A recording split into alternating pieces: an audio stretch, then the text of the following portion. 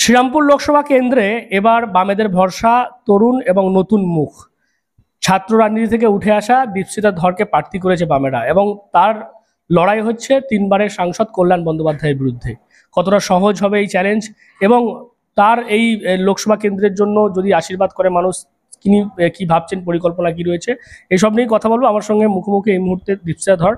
আজকে সন্ধ্যাবেলায় প্রচার সারলেন, কেমন দেখছেন? মানুষ কতটা কাছে চলে আসছে বা কি বলছে? মানুষ উচ্ছ্বসিত, মানুষ উৎসাহী, মানুষ জানতে চাইছেন, দেখতে চাইছেন। অনেকে হয়তো খবর বেরোনোর পর টিভিতে দেখেছেন অথবা খবরের কাগজে পড়েছেন, তারা আমাদের সাথে কথা বলতে চাইছিলেন। আমরাও চেষ্টা করেছি আমাদের মতো করে তাদের কাছে পৌঁছে যাওয়ার, এবং পার্টিকুলারলি ইয়াং সেকশনের মধ্যে, আমার প্রজন্মের ছেলে মেয়েদের মধ্যে, মানে তাদের মধ্যে এই বদলের ইচ্ছাটা, স্পৃহাটা অনেক বেশি। কারণ তাদেরই তো ভবিষ্যৎটা বিক্রি হয়েছে, তারাই তো একটা অদ্ভুত বেকারত্বের মধ্যে দিয়ে যাচ্ছেন, পড়াশোনা করেছেন, ডিগ্রি পেয়েছেন, চাকরি পাচ্ছেন না, পরীক্ষা হচ্ছে না। তো আমি চাইবো ওদের যে আশা, আমার প্রজন্মের ছেলে মেয়েদের যে আশা, সেই আশার যেন মানে পূরণ করতে পারি। তাদের কর্মসংস্থানের প্রশ্নে, তাদের শিক্ষার প্রশ্নে যেন আওয়াজ জোরদার করতে পারি। কি প্রচার করছেন, মানে বাড়ি বাড়ি গিয়ে কি বলছেন? আমরা আমরা প্রাথমিকভাবে বলছি এই অঞ্চলের মানুষের যে কর্মসংস্থানের সমস্যা। গ্রামীণ মানুষ রয়েছেন, আধা শহরের মানুষ রয়েছেন, আবার শহুরে মানুষও রয়েছেন, কিন্তু সবার ক্ষেত্রে কর্মসংস্থান একটা প্রাইমারি ইস্যু।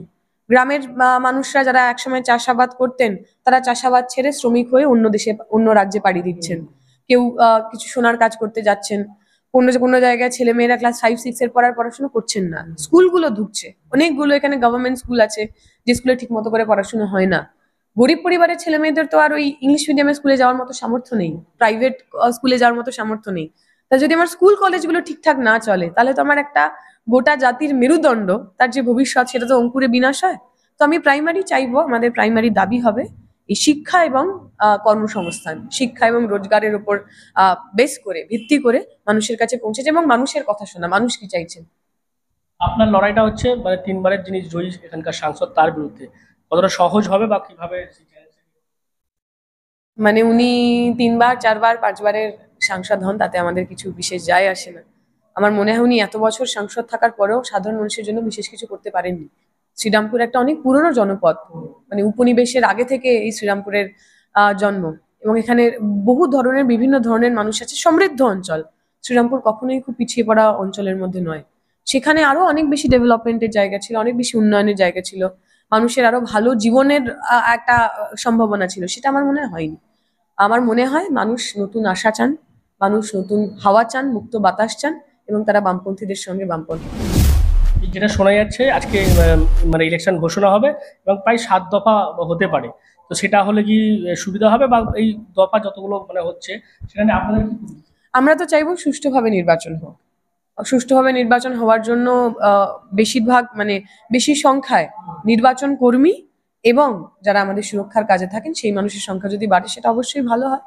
তবে আমাদের এটা তো পঞ্চায়েত ভোটের এক্সপিরিয়েন্স আছে, অভিজ্ঞতা রয়েছে, যে বিভিন্ন জায়গায় কেন্দ্রীয় বাহিনী মোতায়েন থাকলেও রাজ্য পুলিশ তাদের ব্যবহার করেন না। রাজ্য পুলিশের নির্দেশ ব্যতীত কেন্দ্রীয় বাহিনী মুভ করতে পারে না, স্বাভাবিক। আমরা দেখেছি রাজ্য পুলিশ একদম তৃণমূলের সঙ্গে, তৃণমূলের গুন্ডা বাহিনীর মতো, তার লেঠেল বাহিনীর মতো কাজ করেছে। আমাদের এবারের চ্যালেঞ্জ ওইটুকুনি। আমি বলছি, আমি জয়ের ব্যাপারে ভীষণ আশাবাদী।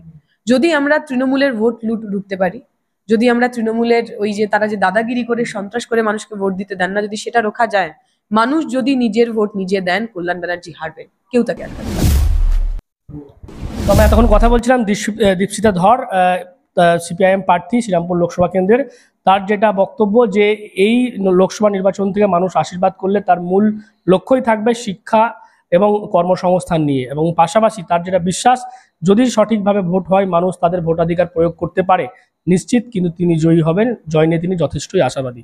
আপনারা কি বলবেন এই বিষয় নিয়ে? অবশ্যই কমেন্ট বক্সে। এরকম আরো খবর পেতে নজর রাখবেন ডিএনএন বাংলায়। ডিএনএন বাংলা, সবার মনে, সবার ফোনে।